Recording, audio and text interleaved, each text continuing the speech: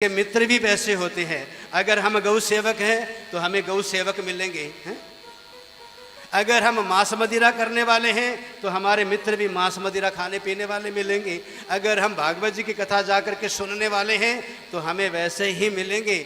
और अगर हम धुंधली की तरह अगर हमारा दिमाग है, घर में रहते हैं हम, तो हमारे पड़ोसन भी वैसे ही हमको मिलेगी, जो नित्य प्रति उठ करके चुगलियाँ करने वाली, आपस के अंदर टकराव करने वाली। ध्यान दीजिए, आज जो हमारे घर जो है ना आपस में टूट रही है ना, तो ऐसी घर घर के अंदर जो एक दो पड़ोसन ऐसी होती हैं जो मंत्रा का काम करती है।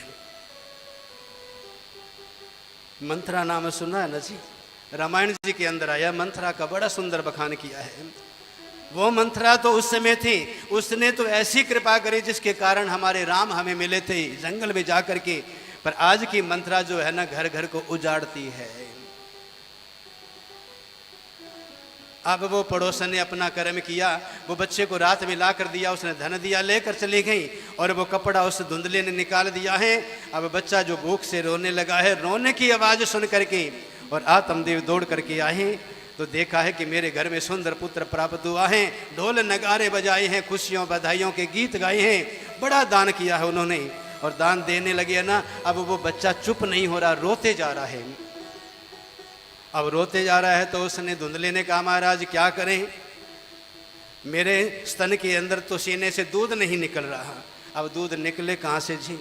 जिस स्त्री ने बच्चे को जन्म देने से पहले दूध प्रकट नहीं होता, और जैसे ही बच्चा प्रकट होने वाला होता है आधा या 1 घंटे के अंदर उसके सीने से दूध अपने आप उत्पन्न होने लगता है। भगवान ऐसी कृपा करती हैं, जो बच्चा आने वाला है संसार में उसके लिए पहले से व्यवस्था करती हैं। अब उसने जन्म दिया ही नहीं तो दूध कहाँ से आवे? उसने कहा ये तो बड़ी विडंबना है, दूध तो आना चाहिए, पर नहीं आया तो क्या करें कि इसको दूध जो है ना, हमारे पड़ोसन के जो है ना बच्चा हुआ था वो मर गया है और अब उसको बुलाकर इसको दूध पिलाया जावे। एक झूठ के ऊपर दूसरा झूठ बोल रही है। सच को छुपाने की जरूरत नहीं, और झूठ को छुपाने के लिए 100 झूठ पड़ते हैं हमको। बुलाया है, दूध पान कराया, और कुछ समय के बाद में उसके घर में जो गौ माता है ना, उसके गर्भ से भी एक सुंदर पुत्र को उसने जन्म दिया है। कैसा कि उसका शरीर तो है मनुष्य का जैसा, हमारा जैसा, पर उसके जो कान है वो गौ के कान के समान है, गौ के कान के समान है। अब किसी ने तर्क कर दिया कि गौ के गर्भ से हुआ तो ये कान क्यों लगे? तो मेरे बाबा कहते हैं कि उसके गर्भ से जो है ना पूर्ण हमारे जैसा भी बच्चा पैदा हो जाता, पर ये गर्भ किसका है? गौ माँ का है। भूमि किसकी है? गौ माँ की है। और अंश किसका है? संत का दिया हुआ फल है। इसलिए मनुष्य का आकार है पर माँ उसकी है गौ, और इसलिए उसके कान जो है ना गौ के कान के जैसे थे, इसलिए बाबा ने उनका नाम रखा था गोकर्ण जी महाराज। बोलिए गोकर्ण जी महाराज की। अब बच्चे बड़े होने लगे तो धुंधली ने कहा, महाराज हमारे बच्चे का भी नामकरण करना है। तो ब्राह्मण देवता ने कहा कि हमारे 16 संस्कार होते हैं ना, तो नामकरण संस्कार है वो भी ब्राह्मण को बुलाया जावे, वेदी बनाई जावेगी, हम दोनों पति पत्नी बैठेंगे, गणेश जी का पूजन होगा, 9 ग्रह देवताओं का पूजन होगा, गुरुदेव का पूजन होगा, और उसके बाद में जब ब्राह्मण कहेंगे भी इस अक्षर के ऊपर नाम निकल रहा है सो ही नाम हम रखेंगे। तो उसने कहा कि मुझे ऐसी आवश्यकता नहीं महाराज, जो नाम है मैं रखूंगी ना वो ही नाम मेरे बच्चे का होगा, आप किसी को मत बुलाइए। तो कहा, देवी अब तुम जैसा चाहो वैसा करो। तो जो नाम धुंधली का है अपने जैसा उसने नाम रख दिया है धुंधुकारी। यथा नाम तथा गुण, जैसा नाम है वैसा उसके अंदर गुण है।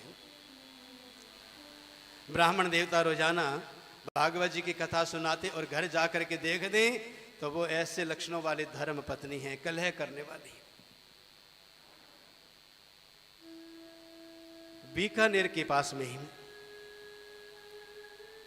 एक श्याम पांड्या, सत्य घटना है ये, कि ये धुंधली जो है उनके घर में जो बच्चा पैदा हुआ है, आत्मदेव इतने विद्वान ब्राह्मण है और इनकी धर्म पत्नी जो है ना इससे उल्टा चलने वाली है।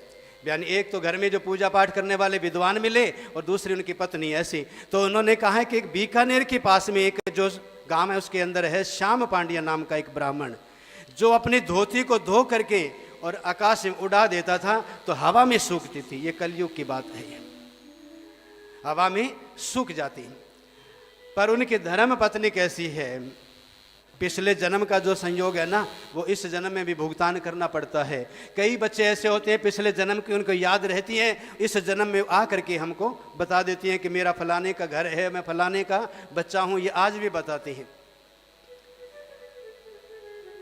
तो उस समय बीकानेर के अंदर काल पड़ गया, गांव खाली होने लगा, तो उस राजा ने विद्वान ब्राह्मणों को बुलाया, काशी से मथुरा वृंदावन से आदि ब्राह्मणों को बुला करके और कहा कि आप ऐसा कोई यज्ञ करिए जिससे कि बारिश हो जाए। तो ब्राह्मण देवता कहने लगे कि हमारे गुरुजी ने ऐसा मंत्र दिया है कि हम बारिश तो प्रारंभ करवा सकते हैं, पर रोकने वाला मंत्र हमारे पास नहीं है, भी बारिश को बंद नहीं करवा सकते। तो वो मंत्र किसके पास है कि आपके जो पड़ोस के अंदर श्याम पांड्या ब्राह्मण है, वो इस मंत्र को जानता है। तो आस पड़ोस के जो लोग हैं तो है ना, तो उनको तो पता है भी श्याम पांड्या कैसा है। तो सब ताली मारकर हंसने लगे, अरे वो क्या करेगा, विद्वान तो हैं, पर जब वो घर में है ना, उनकी पत्नी तो ऐसी है, वो क्या मंत्र पढ़ करके बारिश को रोकेगा। पर फिर भी राजा ने उसको बुलाया है, और वो श्याम पांड्या है ना, उसकी धर्म पत्नी रोजाना मारपीट किया करती थी, उनको कलह कलेश करती 2400 घंटा। पर फिर भी ये श्याम ब्राह्मण है ना, अपने पत्नी के सामने हाथ जोड़ करके समय निकालता रहा। अब लोग कहते हैं कि देखो ब्राह्मण कितना सीधा साधा है, धर्म पत्नी ऐसी मिली, ब्राह्मण कितना सीधा, धर्म पत्नी ऐसी मिली। अब समय निकलता रहा और इधर वो ब्राह्मण देवता चला गया है राजा के पास में। बारिश होने लगी, बारिश होने के बाद में जब राजा ने श्याम से कहा महाराज अब आप बारिश को रुकवा दीजिए,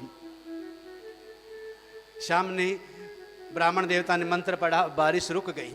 और रुकने के बाद में वहाँ पर बहुत बड़ा कढ़ाया बनाया, यानी हलवा बनाया गया। हलवा बना करके सबसे पहले ब्राह्मण देवता के, यानी लिफाफे जो प्लास्टिक वाले थे नहीं, पहले ब्राह्मणों के पास में ये दुपट्टा है ना साफा, यही सामने रख देते, उसी के अंदर प्रसाद डाल करके चले जाते थे। सब्जी मालपुआ आदि नहीं थे, घर में जो देग का प्रसाद बनता ना, वो ही लोग ग्रहण करते और चले जाते। ब्राह्मण ने उस कढ़ाई का प्रसाद लिया है और ले करके चलता जा रहा है। चलते चलते चलते रास्ते के अंदर, और उसने अपनी पिनरी का मांस, अपने पैर की जो पिनरी है उसका मांस काटा है और काट करके उस हलवे के अंदर मिला दिया है। अपने पिंजरे का मांस हलवे में मिलाया है, मिलाकर घर में चला गया और उस साफे को एक किल्ली पर टंगा दिया है, आप कहीं घर से निकल गया। तो ज्यादातर हर घर की ये जो बोल रहे हैं ना, ये दशा होती है। अब उस धर्म पत्नी ने वो साफा उतार करके उसमें से जो हलवा है उसका प्रसाद भगवान को भोग नहीं लगाया, सीधा उसको खोला है और खोल करके मुख में 4-5 बुरकी जो है ना डाल ली है।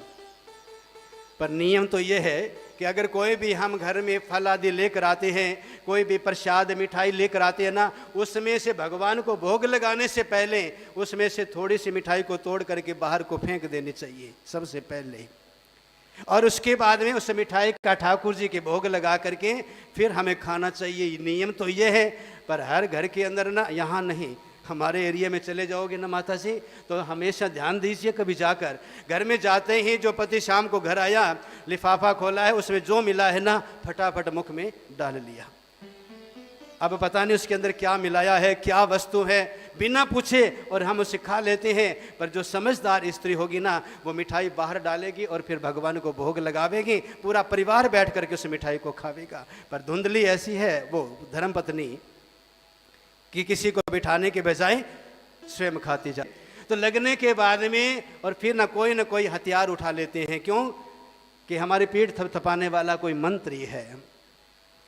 आज जैसे ही लोग कह रहे हैं कि इसके सर के ऊपर राजा का हाथ है, इसलिए इसने अपनी पत्नी को जहर दे करके मार दिया है। थोड़ी देर बाद में ब्राह्मण घर में आए तो लोग बड़े उलामे दिए हैं, बड़े अपशब्द लोगों ने कहा। तो आत्मदेव कहने लगा श्याम कि महाराज आप इसका पहले संस्कार कीजिए, फिर मैं इसकी दशा बताऊंगा कि मैं कौन हूं और मेरी धर्म पत्नी कौन है। संस्कार हुआ है, चौपाल में सब लोग बैठे हैं, तो सब लोग कह रहे हैं ब्राह्मण देवता आप तो इतने विद्वान थे, पर पत्नी को जहर नहीं देना चाहिए था, तुमने जहर दे करके मार दिया।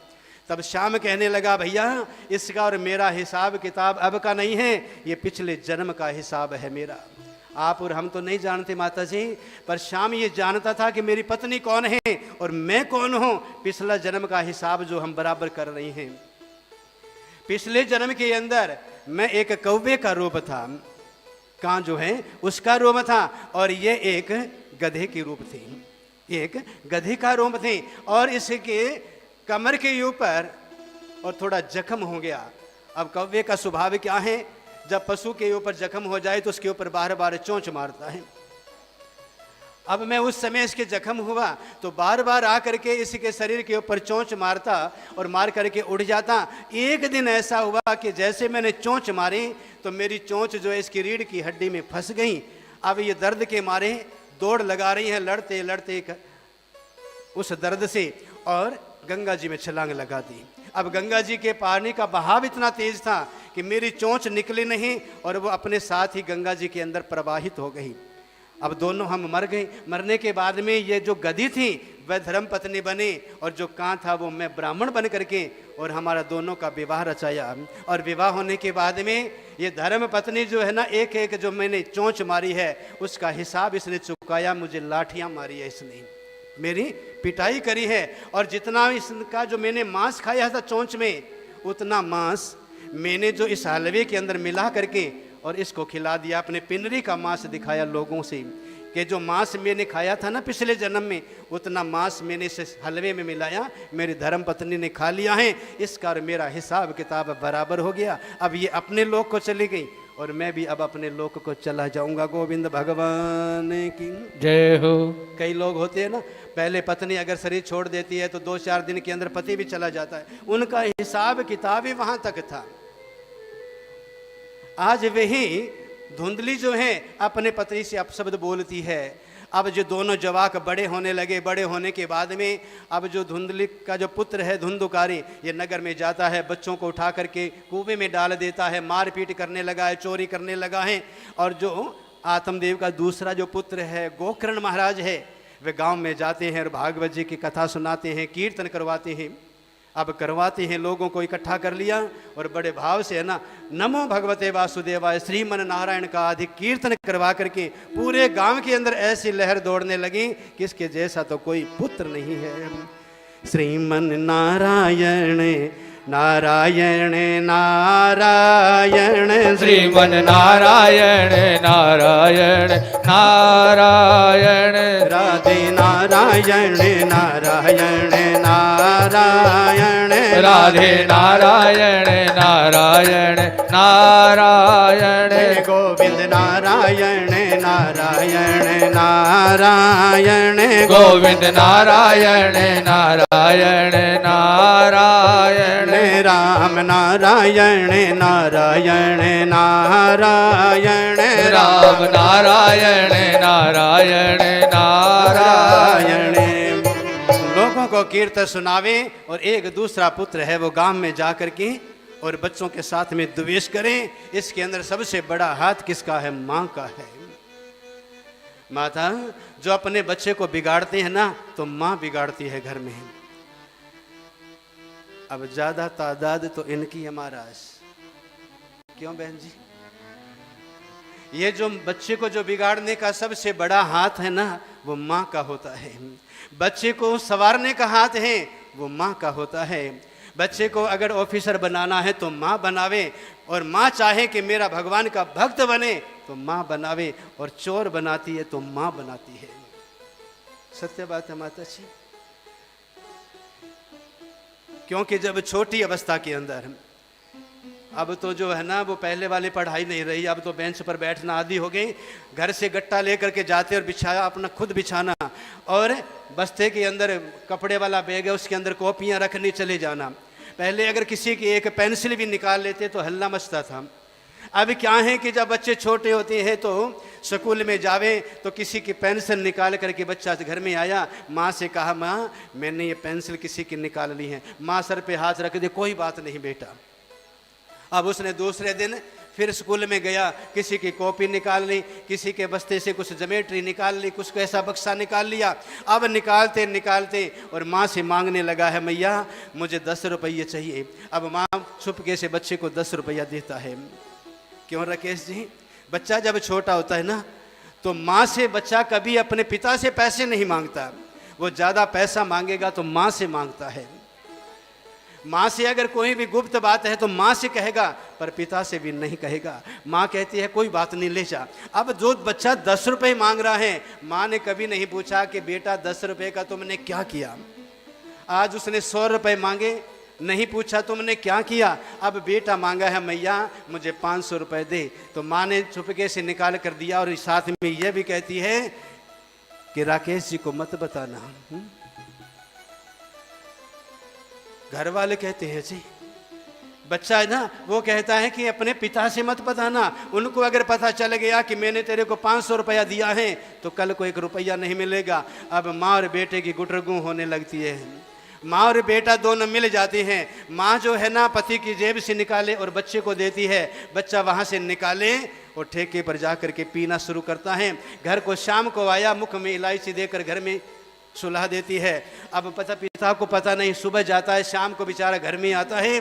अब शाम को आया है, बेटा नींद में सो रहा है। सुबह जब जाने लगा तो बेटा उठा नहीं, पीछे से क्या करता है क्या नहीं पता, यानी पिता को नहीं पता, पर माँ को ये सब पता है। तो चोर किसने बनाया है जी?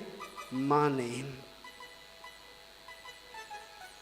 एक माता जी अपने बच्चे को लेकर के कथा में जावे, छोटा बच्चा है और बड़े ध्यान मग्न होकर के भगवान जी की कथा को सुने।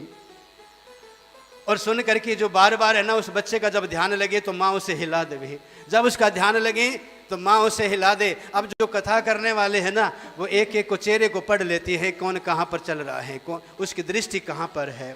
चाहे 1000 आदमी बैठे हैं ना, जहाँ तक दृष्टि जाती है आंखें पढ़ करके बता देती हैं कि कौन सुन रहा है और कौन नहीं सुन रहा। अब वो हिला देवे। अब कथा जब पूरी होने लगी तो कथावाचक जो थे उन्होंने मैया को बुला लिया और बुला करके कहने लगे, अरे मैया एक बात पूछें, तेरा बेटा इतना बड़ा सरल स्वभाव का है, मुझे बहुत अच्छा लगा। बच्चे आते हैं, कोई खेलने चला जाता है, कोई खिलौनों के साथ खेल रहा है, उछल कूद कर रहा है, पर तेरा बेटा इतना लायक है कि बड़े भाव से कथा सुन रहा था, पर बीच बीच में तो हिला क्यों रही थी? तो उसने कहा, महाराज मुझे चिंता ये सता रही है कि कहीं तुम्हारी कथा को सुन करके मेरा बेटा कहीं संत न बन जाए। अरे बावली, संत बनना कोई कपड़े से थोड़ी है। कपड़े तो कल और परसों हम भी कथा में पहन लेंगे, उससे थोड़ी है। कपड़ा तो कोई भी पहन ले। अब कह देते हैं कि आज वीरवार है, आज शुक्रवार, आज एक रीत चली है ना कि बुधवार को हरा पहनो, वीरवार को पीला पहनो, तो लोग पहनना शुरू कर दे। तो पीला पहनने से कोई संत थोड़ी बनता है। अरे देवी, तू ये सोच कि मेरा बेटा कहीं चोर न बन जाए, मेरा बेटा कहीं चोर न बन जाए, ये भगवान से प्रार्थना कर। अगर तेरा बेटा कथा सुन करके और अगर भगवान का भक्त बन गया, संत बन गया, तो तेरा गर्व तो धन्य हो जाएगा। गोविंद भगवान की जय हो। तेरा बेटा तो धन्य हो जाएगा। ये चिंता। अब संत कौन बनावे? माँ बनावे।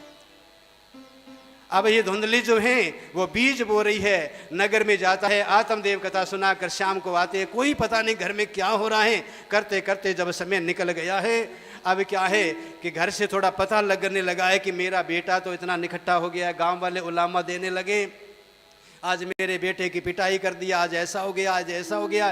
तो एक दिन एकांत में जो है आत्मदेव ब्राह्मण छत के ऊपर टहल रहे हैं। जिस इंसान के घर में खुशी और सुख होना, वो पूरी रात सो लेता है, चाहे वृद्ध है ना तो भी नींद आती है। पर जिस इंसान के जीवन में टेंशन और चिंता होती है पुत्र की, इंसान अपने दुख से दुखी नहीं, अपनी संतान से दुख होता है जी। संतान अगर लायक निकल जावे तो पूरी रात चैन की बांसुरी बजे, और संतान अगर नालायक निकल जाए तो चिंता के अंदर नींद नहीं आती, चाहे कितने भी उसे नशे की गोलियां देते रहो। माँ रात्रि के अंदर जो चक्कर लगा रहा है, कई माताएं ऐसी होती हैं, जब कच्चे मकान थे ना तो उसके अंदर जो बालियां लगी होती है ना, उनको गिनती थी रात को कि मेरे कमरे के अंदर इतनी बालियां लगी हुई हैं, मेरे कमरे के अंदर इतनी ईंटें लगी हुई छत के ऊपर। और जो रात्रि के अंदर तारे हैं ना, इतनी दूर के अंदर इतने तारे गिन गिन करके रात्रि निकालती है। मैया ध्यान देना। आज जो जवान है ना वो कहते हैं हम तो कुछ नहीं जानते, जब वृद्ध अवस्था आती है ना तब पता चलता है कि रात कैसे काटी जाती है। नींद नहीं आवे तो रात को चक्कर लगा रहे हैं कौन? आत्मदेव। और आत्मदेव जब चक्कर लगा रहे थे तो रात्रि के अंदर या तो कोई टेंशन चिंता करने वाला इंसान जागेगा, या फिर कोई कामी इंसान जागेगा, और या जागेगा योगी और कामी, ये दो इंसान पहले के ज़माने में थे। और अब तीसरा मरीज और है जिसका नाम है चिंता। ये चिंता करने वाले भी रात को जागते हैं जी। तो रात्रि को अंदर घूम रही है ना, तो गोकर्ण महाराज एकांत में बैठ करके भजन करते करते जब आकाश को निगाह गई तो छत के ऊपर टहल रहे थे।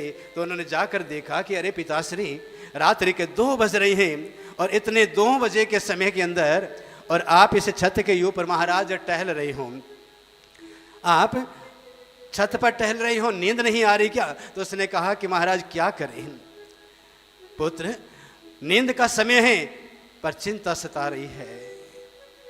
कौन सी चिंता? कि धुंधुकारी जो है ना, ये नगर में जा करके उल्हामे लेते जा रहा है, लोगों की उल्हामे मिल रही है मुझे। और ऐसा मेरे घर के अंदर मैं लोगों को भागवत सुनाता हूँ तो लोगों के सामने भागवत सुनाने की, कथा वार्ता करने की, और मेरी हिम्मत जो है ना वो टूट गई है। अब लोगों को पता चले कि घर के अंदर इसके क्या है और ये क्या है, तब हिम्मत नहीं होती कथा सुनाने की।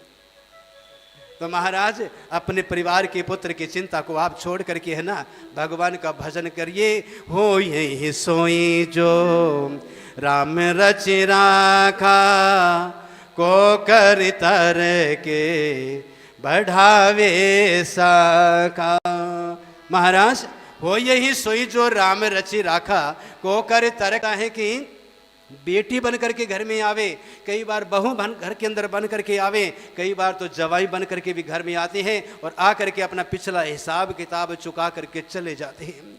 महाराज आप भागवत की कथा सुनाने वाले, और अगर ऐसी अगर छोटी सोच रखोगे तो परमात्मा कैसे मिलेंगे आपको, लोगों से आप परिचय कैसे कराओगे? अब इतनी बड़ी बड़ी बातें जब उनको सुनाने लगे हैं तब मेरे बाबा ने कहा है, छोड़ कर संसार जब तू जाएगा, कोई न साथी तेरे संग में जावेगा। अंत में जो तू इस बेटे के लिए चिंता करता है ना, वो चिंता के बाद में बेटा क्या करता है जी? लास्ट के अंदर ब्राह्मण कहता है, ले भैया अब लास्ट के अंदर यही बचा है, लंबा बांस ले और अपने पिता की कपाल क्रिया कर दे। बेटा लास्ट में यही करता है। छोड़ कर संसार जब तुम जाएगा, कोई न साथी तेरा साथ निभाएगा। छोड़ संसार जब तू जाएगा, कोई न साथी तेरा साथ निभाएगा। छोड़ कर संसार जब तू जाएगा, कोई न साथी तेरा साथ निभाएगा। छोड़ के संसार जब तू जाएगा, कोई न साथी तेरा साथ निभाएगा। कोई न साथी तेरा साथ निभाएगा, कोई न साथी तेरा साथ निभाएगा। छोड़ के संसार जब तू जाएगा, कोई न साथी तेरा साथ निभाएगा।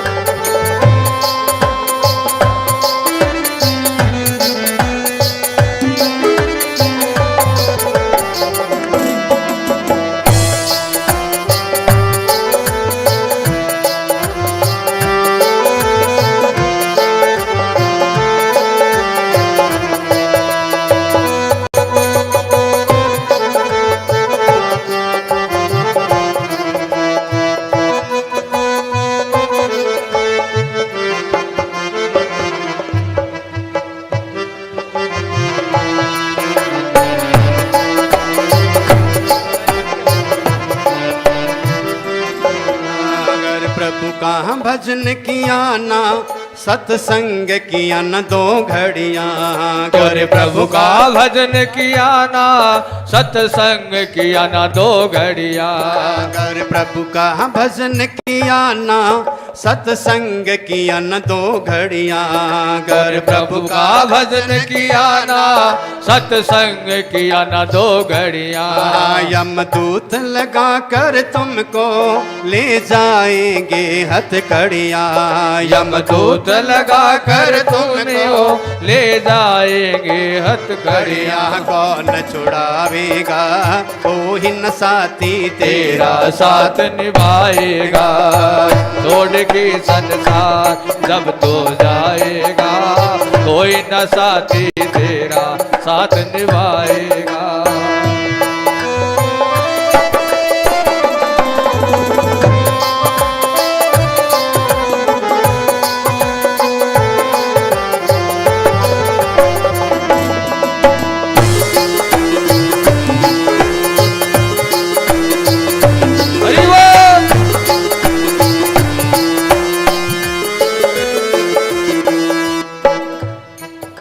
साइड में जो माताएं बैठी हैं, समझ तो आ रही है माता जी? आज साउंड की आवाज ज्यादा गूंज तो नहीं रही ना? क्यों कथा पूर्ण होने के बाद में हम कहीं कहें कि आज भाई आवाज समझ नहीं आ रही, तो अभी तो टाइम पड़ा है, कम करवा लेंगे हम तो। पर समझ जो शब्द बोल रहे हैं ना, वो समझ आना चाहिए।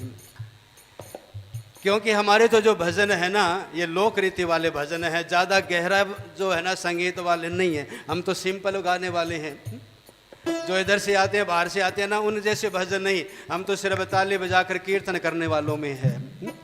पर जो शब्द बोले, जो भजन गान कर रहे हैं ना, उनके शब्दों के ऊपर ध्यान देना कि ये भजन आपको कौन दिशा के अंदर लेकर जा रहा है। क्यों करता है मेरा मेरा ये जीवन रैन बसेरा, क्यों करता है मेरा मेरा ये जीवन रैन बसेरा, क्यों करता है मेरा मेरा ये जीवन रैन बसेरा, क्यों करता है मेरा मेरा ये जीवन रैन बसेरा। यहाँ कोई न रहने वाला ये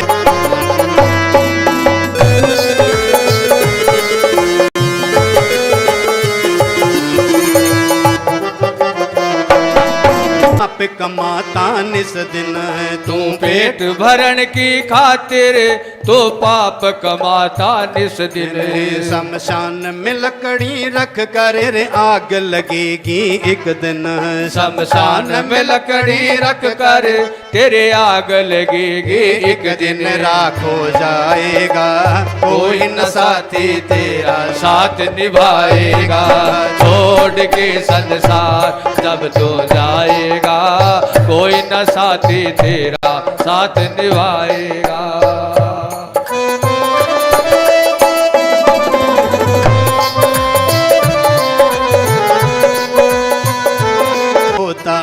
ये सत्संग की है गंगा तो इसमें लगा ले गोता, वरना इस दुनिया से तू जाएगा रोता रोता, वरना इस दुनिया से तो जाएगा रोता रोता। फिर पछताएगा कोई न साथी तेरा साथ निभाएगा, छोड़ के संसार जब तो जाएगा, कोई न साथी तेरा साथ निभाएगा।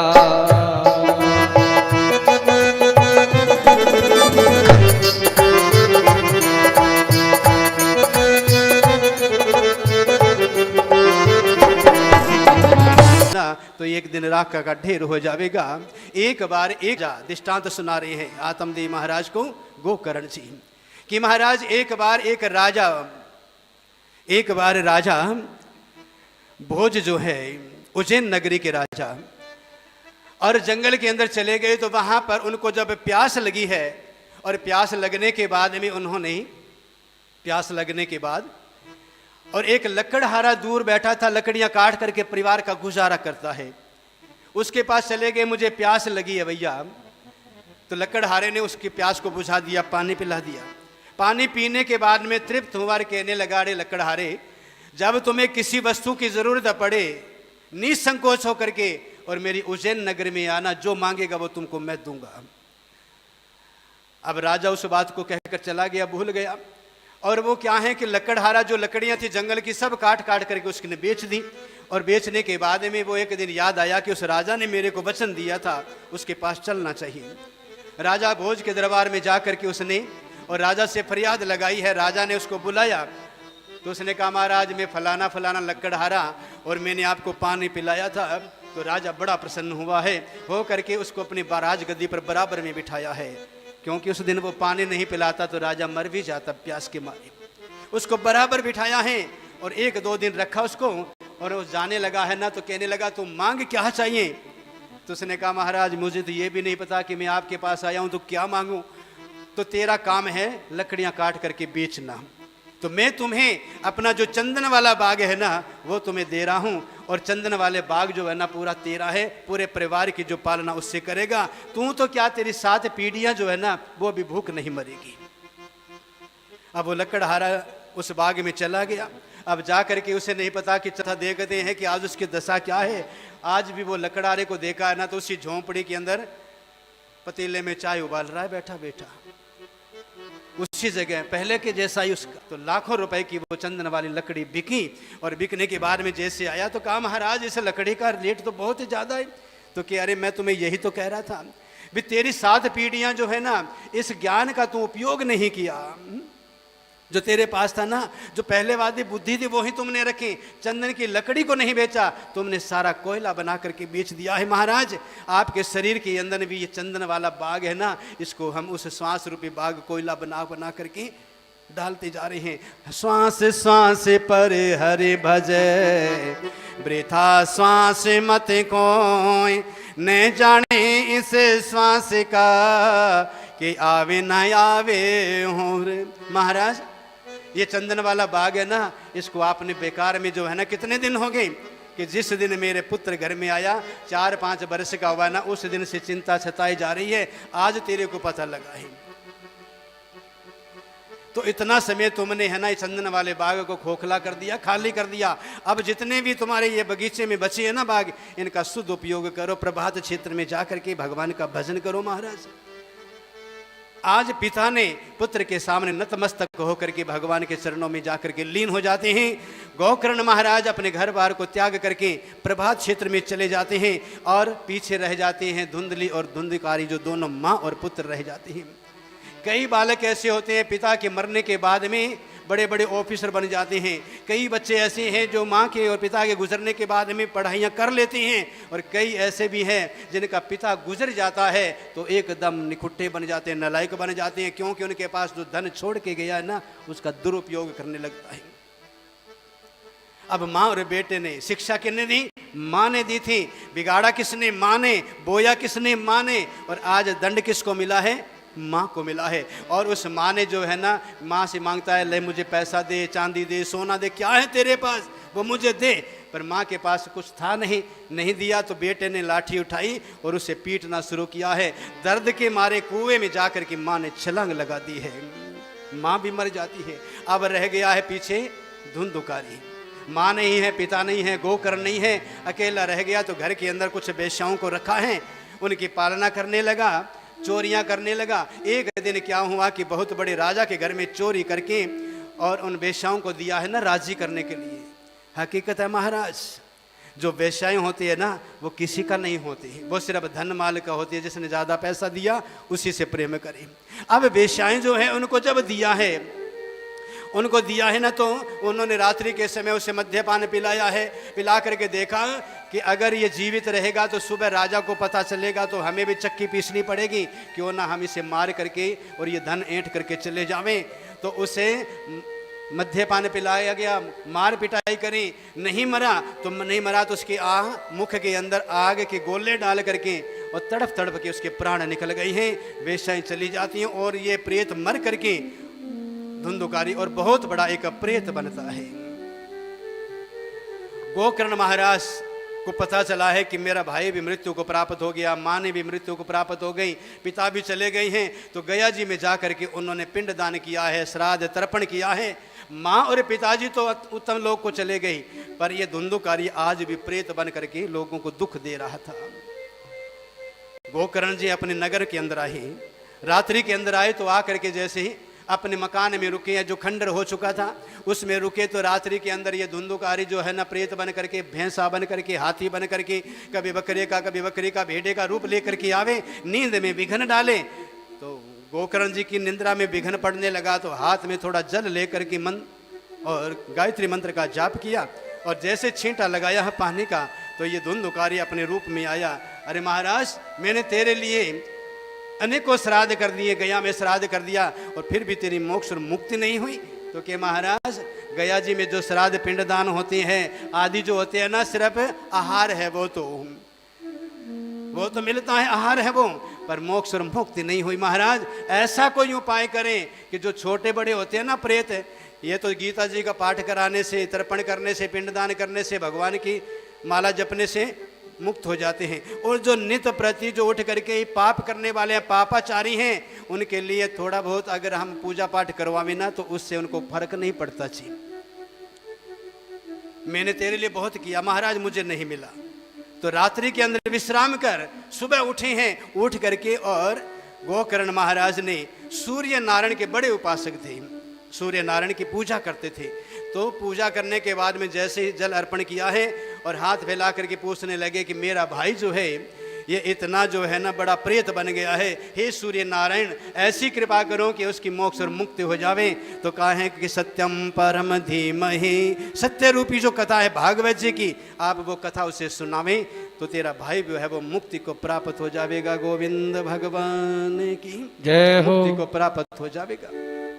तो गोकर्ण महाराज ने बड़ा सुंदर आसन लगाया और लगा करके बड़े सुंदर भाव से गणेश जी को याद किया है, गोविंद भगवान को याद किया है, और करने के बाद में जैसे कथा प्रारंभ हुई और गोकर्ण जी ने अपने भाई का नाम ले करके और आसन दिया है, फूल रख दिया है, आप यहाँ बैठो कथा सुनो। अब वो उसके अंदर जो 5 तत्व होते हैं ना वो नहीं थे। कौन से?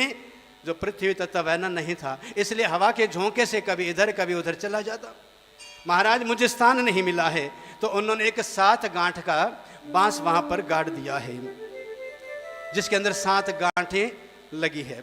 7 गांठ का बांस गाड़ दिया है और उसके ऊपर का जो छिद्र है उसके अंदर चावल, पुष्प जो और तिल रख दिया है और उसे आसन दिया है। उस गांठ में वो विराजमान हुआ। पहले दिन की कथा शाम को जब विराम होने लगी तब उसके अंदर से 1 गांठ टूट जाती है। दूसरे दिन की कथा हुई तो 2 गांठ 3 गांठ करते करते और 7 दिन के अंदर वो 7 गांठें टूट करके और 2 हिस्से हो जाते हैं और उनके बीच में से एक सुंदर पुरुष जो है देवतुल्य जो धुंधुकारी है वो सामने प्रकट होता है। गोविंद भगवान की जय हो। उसके लिए बड़ा सुंदर विमान आया है और विमान पर चढ़ करके जाने लगा है ना, तो गोकर्ण महाराज ने रथ को रोक दिया है।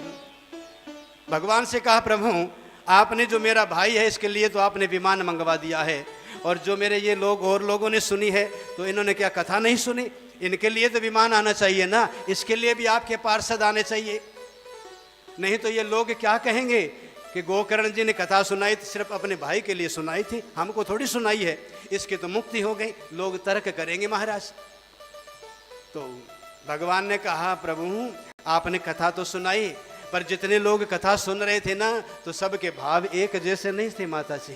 ग्रह कार्य नाना जंजाला, हम ग्रह कार्य, देवराज जी ग्रह कार्य नाना जंजाला, बैठे रह जाएंगे यहाँ पर ये शरीर यहाँ पर रहेगा पर मन घर में फंस जाएगा। 6 बज गई हैं, 5:30 हो जाएगी और उसके बाद में 6 बजे है, घर में वापस भी आना पड़ेगा, बच्चा ट्यूशन से आ गया होगा, दुकान पर जाना होगा, दोपहर का समय है, बच्चा जो है उसको लेने को जाना पड़ेगा। ग्रह कार्य नाना जंजाला, किसी का मन कहीं पर फंसा हुआ था, किसी का मन कहीं पर फंसा हुआ, पर एक जो है ना धुंधुकारी उसने भाव से कथा को सुना है, उसने सिर्फ एक ने कथा सुनी थी, इसलिए विमान नहीं आया। तो इनके लिए विमान कैसे आवे बताओ? मोड़ मंडी वाले के लिए कैसे विमान आवे? कि उसके लिए विमान तो आवे कि अगली बार अगर अब की बार न हो तो अगली बार फिर कथा हो, और फिर भी ना आवे विमान तो फिर अगली बार फिर कथा हो, क्योंकि ये आपका जो घाट बना है ना, ये जो स्थान है, गीता भवन है, हनुमान जी का मंदिर है, गौशाला है, तो आपका नगर तो है ना पहले से काशी बना हुआ है। गोविंद भगवान की जय हो। क्योंकि काशी के अंदर तो कब विमान आ जावे, लोग जाकर काशी जी में विराजमान होती है, पर हम तो कहते हैं जिस नगर में इतनी इतनी कथा होती हो, 1-1 महीने के अंदर 4-4 कथा होती हो ना, वो तो काशी की तरह पहले से शुद्ध हो चुका है। ऐसा स्थान है, हकीकत है माता जी। आप हमारे एरिया में चले जाओ तो कहीं पर भी है ना 500-600 पाठ नहीं होंगे देवराज जी, 500-600 पाठ नहीं होंगे हमारे। एक पाठ बड़ा मुश्किल से करावेंगे और पहले से ही वो पूछेंगे कहीं ज़्यादा खर्चा तो नहीं आता। पर आपके इस नगर के अंदर हमारा लक्ष्य क्या था कि 251 पाठ पहले लिखे थे, पहले बरस भी 251 पाठ होंगे, पर हो गए से 350 पाठ शायद लगभग। और उसी समय उन्होंने कहा अगली बार 350 पाठ नहीं 500 पाठ लिख दीजिए, और फिर 500 पाठ हो गए। अब की बार जो पीछे हुए थे 600 पाठ तो लगभग हुए थे, 600 रामायण के पाठ। अब 600 वाले जो है ना, हम हाथ जोड़ रही है कमेटी वालों से, देवराज जी हैं, सीलू महाराज हैं, विक्की भैया हैं, उनसे कहते हैं महाराज आप पाठ अगर करवाना होना ना तो श्राद्धों के अंदर सिर्फ हम लोग फ्री होते हैं, सिर्फ निमंत्रण होता है जी, देवता फ्री होते हैं सारे पूरे के पूरे। हकीकत है जी, देवता फ्री हैं क्योंकि पूजा पाठ पितरों के निमित्त होता है। हम भी फ्री होते हैं कि सिर्फ निमंत्रण होता है। किसी से कह दें घर में पूजा पाठ कराओ तो अब तो श्राद्ध चल रही हैं, बाणिया लोग फ्री बैठे हैं, कुछ काम नहीं चलता, क्या करें, श्राद्ध लगा दिए ब्राह्मणों ने तो काम मंदा हो गया। तो सब फ्री हैं, तो इसलिए हम कहते हैं कि जो पाठ नवरात्रों में होते हैं, नवरात्रों के अंदर तो सब लोग बिजी होती है, बाणियाँ बिजी हैं, जिम्मेदार बिजी हैं, ब्राह्मण बिजी हैं, सब बिजी हैं। तो उस समय अगर ब्राह्मण इकट्ठे करने हो कितने, कम से कम 100 ब्राह्मण, 30 पालकियाँ लगे तो 90 ब्राह्मण। अब इतने ब्राह्मण इकट्ठे करना और वो भी नवरात्रि के अंदर एक ब्राह्मण बड़ा मुश्किल है। तो हम कहते हैं कि श्राद्धों में करवा लो, बीच में जब पूरी कड़ाके की ठंड हो, चारों तरफ धुंध ही धुंध हो, बिल्कुल फ्री, उस समय करा लो। पर कि नहीं, हमारे मोड़ मंडी के अंदर इकोत्री अगर होगी, रामायण के पाठ अगर होंगे तो सिर्फ नवरात्रि के अंदर होंगे। गोविंद भगवान की जय हो। नवरात्रों के अंदर कब कि दुनिया जो है साल मनाती है, कौन सा, अंग्रेजी साल है जो 31 दिसंबर के दिन रात को मनाती है। पर हम चाहते हैं कि हमारे नवरात्रि के अंदर जब रामनवमी आती है और जब पहली तिथि आती है, जैसे एकम तिथि नवरात्रि की, चैत्र मास मधुमास पुनीता, चैत्र का महीना एकम तिथि, तो हमारी इस गौशाला में मनाई जाती है हर साल। जो है कहीं पर चले जाओ आप, न तो वहां पर नवरात्रि का पहला दिन मनाते हैं गौशाला में, और न नवमी का दिन। आपकी इस नगरी के अंदर पहला दिन भी मनाया जाता है और नवमी का दिन भी मनाया जाता है। 2 तिथियां जो है हमारे इस गौशाला के अंदर मनाई जाती है जी। इसलिए गोकर्ण जी ने कहा अच्छा ये बात है तो भैया हम दोबारा कथा सुनावेंगे, और दोबारा आप लोग बैठिए, और अब की बार अगर बैठो ना तो मन को एकाग्र करके और फिर आप कथा को सुनिए, और जब सुनोगे ना तो तुम्हारे लिए भी विमान आवेगा। तब गोकर्ण जी ने दोबारा कथा करी और फिर भगवान के पार्षद उन सबको लेने के लिए आए थे। गोविंद भगवान की जय हो। कहने का मतलब ये है कि मरने के बाद में भी ये श्रीमद् भागवत जी की कथा है ना, इंसान को मोक्ष और मुक्ति देने वाली है। सुनते हैं जन, जीवन के अंदर सुने तो फल मिलता ही है, पर मरने के बाद में अगर उसके निमित्त करवाती है ना तो भी हमें बहुत बड़ा पुण्य मिलता है। और श्राद्धों के अंदर जो ब्राह्मण देवता तर्पण करवाते हैं, दूध की धारा देते हैं ना, तर्पयामी तर्पयामी तर्पयामी, तो उसके अंदर एक नहीं, मामा मामी चाचा चाची बुआ फूफड़ जितने भी होते हैं ना, उन सबको वो जलदान हम कर सकते हैं। भीष्म पितामह वहाँ तक भी करते हैं, और यहाँ तक उसके अंदर अपने सगे संबंधी होते हैं, मित्र दोस्त होते हैं, गुरु महाराज होते हैं ना, उनके लिए भी हम तर्पण करते हैं। अब उनको अगर तर्पण करते हैं तो उनका कितना बड़ा आशीर्वाद मिलेगा जी, कितना बड़ा आशीर्वाद होगा। अपने लिए तो सब करते हैं, पर दूसरों के लिए अगर कोई करता है तो पुण्य मिलता है। तो आज यही दृष्टांत हम इसलिए सुना रहे हैं कि गोकर्ण महाराज ने और अपने धुंधुकारी महाराज को बांस के अंदर जो 7 गांठ का है ना, उसके अंदर बिठाया। बांस के 2 हिस्से हो गए। तो कई बार पूछ लेते हैं कोई, भगवान की ऐसी कृपा है कि यहाँ तो कोई नहीं पूछता, नहीं पूछे तो बढ़िया है जी, नहीं तो चिट्ठियाँ लिख करके भेज देती हैं, पंडित जी आपने कहा कि 2 हिस्से हो गए थे बांस के, तो हमारे वाला बांस जो है ना वो तो चटाक भी नहीं हिला, वहीं का वहीं पड़ा है, ये क्यों नहीं हुआ? तो ये इसलिए नहीं हुआ कि जब हम कथा अगर 2.5 घंटे सुनाते हैं ना जी, तो सुनाने के बीच में अगर हारमोनियम और संगीत न बजे तो नींद आ जावे, और 2.5 घंटे के अंदर कितने की कथा हम सुन सकते हैं। पर जो महाराज ने सुनाई थी ना कथा, उसके अंदर एक भाव लिव जुड़ी हुई थी सिर्फ उनकी, उनकी लिव जुड़ी हुई थी एक आसन पर बैठ करके अल्पाहार भोजन करके। जो नियम थे ना उस गोकर्ण महाराज के, वो ही नियम उस गांव वालों के थे, तब जाकर उनको वो पुण्य मिला। पर इस कलयुग के अंदर का है, कलयुग केवल नामे आधारा, सुमरे सुमरे नरे उतरे पारा। कलयुग है ना, इसको तो सिर्फ नाम मंत्र जो कीर्तन है ना, उसका जितना हो से ज़्यादा इसका जप किया जाए। तो किसी ने पूछ लिया महाराज एक तरफ आप कहते हो भजन करो, तो भजन कौन सा होता है? तो ये जो हम गा रहे हैं ना, ये भजन नहीं होते चाहिए, ये कीर्तन ही है।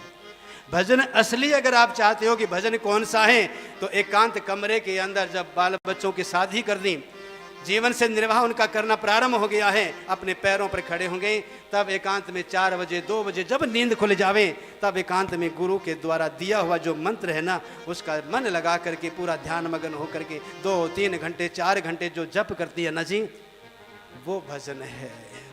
ये तो जो गा रहे हैं ना, ये तो कीर्तन है भगवान का।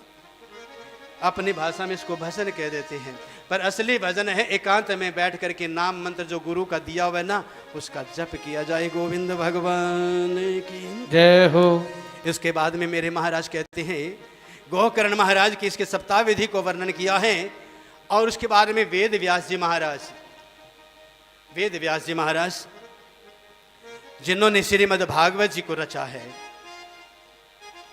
और वेद व्यास जी महाराज कि मन में जब संतोष नहीं हुआ कि मैंने सारे ग्रंथ लिख दिए, सारे वेद आदि 6 शास्त्र आदि लिख दिए हैं, पुराण लिख दिए हैं, पर मेरे मन में अभी भी संतोष नहीं है, मेरे मन में अभी भी संतोष नहीं है, क्या उपाय किया जावे? तब उन्होंने एकांत में जा करके और मेरे गुरु महाराज की पावन कृपा से, और उन्होंने 4 श्लोक मिले हैं, जिसे कहा है 4 श्लोक की भागवत, सत्यम परम धीमहि। 4 श्लोक की भागवत हैं। आप उनका 18,000 श्लोकों के अंदर और आप लिखना प्रारंभ कीजिए। आकाशवाणी हुई सत्यम परम धीमहि, आप भागवत की रचना करिए। अब भागवत जी की रचना कैसे हो? 18,000 4 लाइनों से और 18,000 श्लोकों का ग्रंथ कैसे लिखें? तब उन्होंने और मेरे गणेश जी महाराज को याद किया है, जो आपने चतुर्दशी के अंदर, चतुर्दशी जो अभी निकली है, अनंत चतुर्दशी, हर घर के अंदर जो इतने बड़े बड़े जो बना करके गणेश जी को, और कहना नहीं चाहिए वैसे तो भी, बहुत बड़े बड़े गणेश जी बना करके और उनके अंदर क्रेन में डाल करके गंगा जी में प्रवाह कर रहे थे। आधे से ज़्यादा तो दिखावा, आपने इतने बढ़ाए तो हम इतने बढ़ाए, तुमने इतने तो हम इतने, पर ये परंपरा चली थी, कहाँ से चली थी? तो गणेश जी को किसने याद किया? वेद व्यास जी महाराज ने।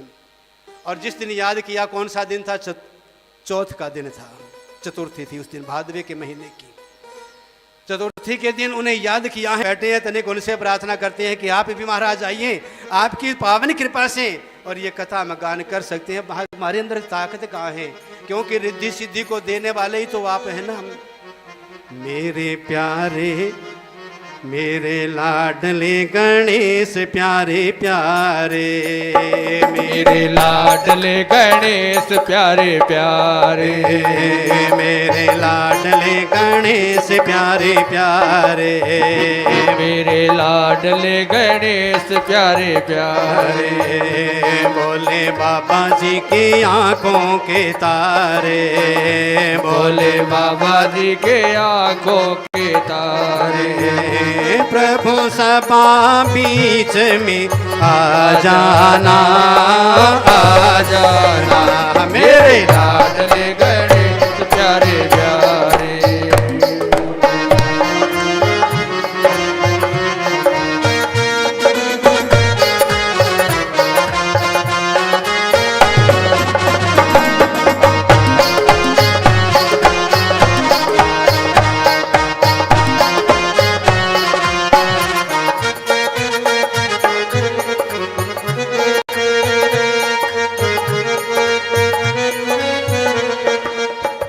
तेरी काया कंचन कंचन किरणों का है जिसमें बसेरा, तेरी काया कंचन कंचन किरणों का है जिसमें बसेरा, तेरी सूंड सुंडाली मूरत, तेरी आंखों में खुशियों का डेरा, तेरी सूंड सुंडाली सूरत, तेरी आंखों में सुखेरा, तेरी काया कंचन कंचन किरणों का है जिसमें बसेरा, थारी काया कंचन कंचन किरणों का है जिसमें बसेरा, तेरी सूंड सुंडाली मूरत,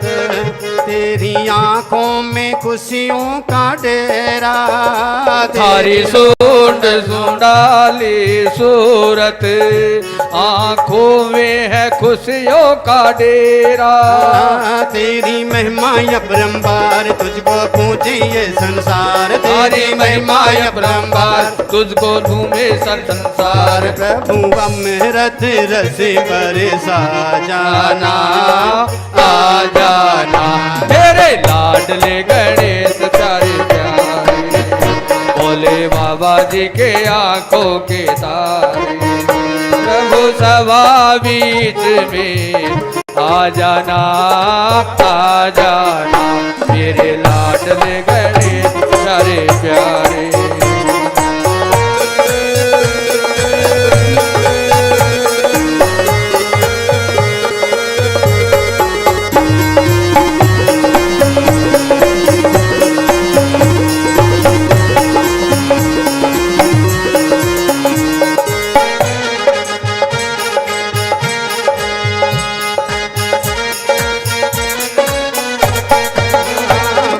भजन तुम्हारे गाए, सबसे पहले तो हमको मनाए, हम भजन तुम्हारे गाए, सबसे पहले है तुमको मनाए, धूप दीपों की ज्योति जलाए, मन मंदिर में झांकी सजाए, हम दीपों की ज्योति जलाए, मन मंदिर में झांकी सजाए, मेरे भोले भगवान दे दो भक्ति का ये दान, मेरे भोले भगवान दे दो भक्ति का ये दान, मेरी नैया पार लगा देना, आ जाना मेरे लाडले गणेश प्यारे प्यारे, भोले बाबा जी के आंखों के तारे,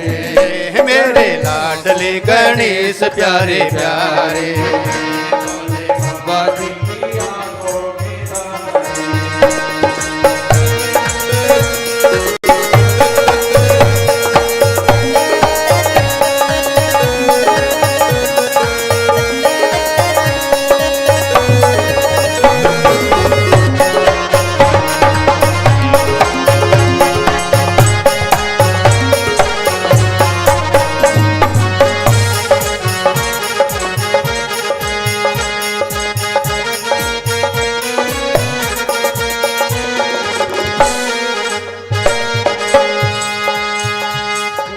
विघ्न विनाशक देवा, सबसे पहले करा तेरी सेवा, हे विघ्न विनाशक देवा, सबसे पहले करे तेरी सेवा, सारे जग में आनंद छाया, बोलो जय जय गजानंद देवा, सारे जग में आनंद छाया, बोलो जय जय गजानंद देवा, मेरे विघ्न विनाशक देवा, सबसे पहले करा तेरी सेवा, है विघ्न विनाशक देवा, सबसे पहले करा तेरी सेवा, सारे जग में आनंद छाया, बोलो जय जय गजानंद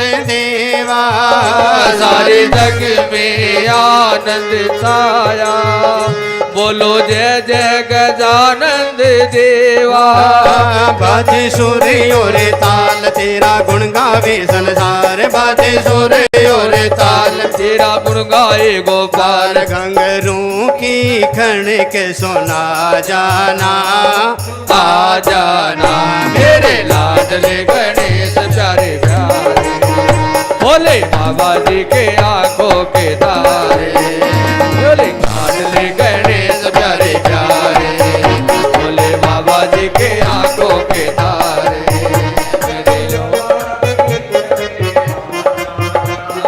आ जाना मेरे लाडले गणेश प्यारे प्यारे, भोले बाबा जी के आंखों के तारे। मेरे लाडले गणेश प्यारे प्यारे, मेरे लाडले गणेश प्यारे प्यारे। बोलिए गणेश जी महाराज की जय हो।